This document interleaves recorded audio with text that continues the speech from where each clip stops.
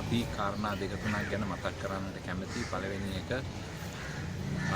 හැම කෙනෙක්ම මේ ඩෙන්ගු වසංගතයට තුඩු දෙන මේ මදුරුවන් බෝවීමේ කටයුත්ත නතර කරගන්නට තමන්ට හැකි අයුරින් තමන්ගේ යුතුයකම් ඉෂ්ට කරන එක වැදගත් කියලා මම විශ්වාස කරනවා.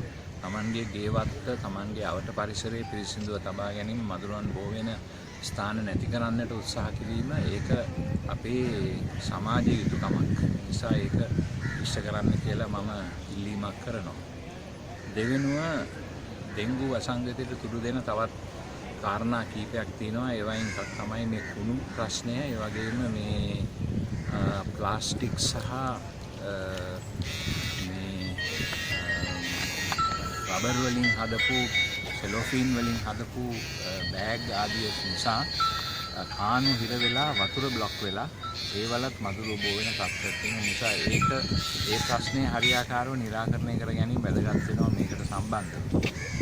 ඒ වගේම මේ හැකි පමණින් මේ ලෙඩ රෝගයට වැළඳිච්ච අයට උදව් උපකාර කිරීම තුන්වෙනුව අපි කළ යුතු දෙයක් වෙනවා. ඒ අයට ඒ අසනීපය සුව කරගෙන Tamanගේ එදිනෙදා කටයුතු වල යෙදෙන්නට යොමු වීම.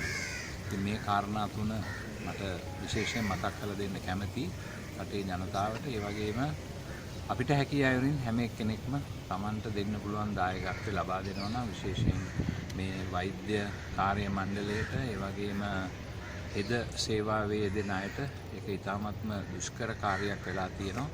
ඒ අයට අපිට දෙන්න පුළුවන් උපරිම සහයෝගය මේ අවස්ථාවේ ලබා දෙනවා නම් හොඳයි කියලා මම විශ්වාස කරනවා.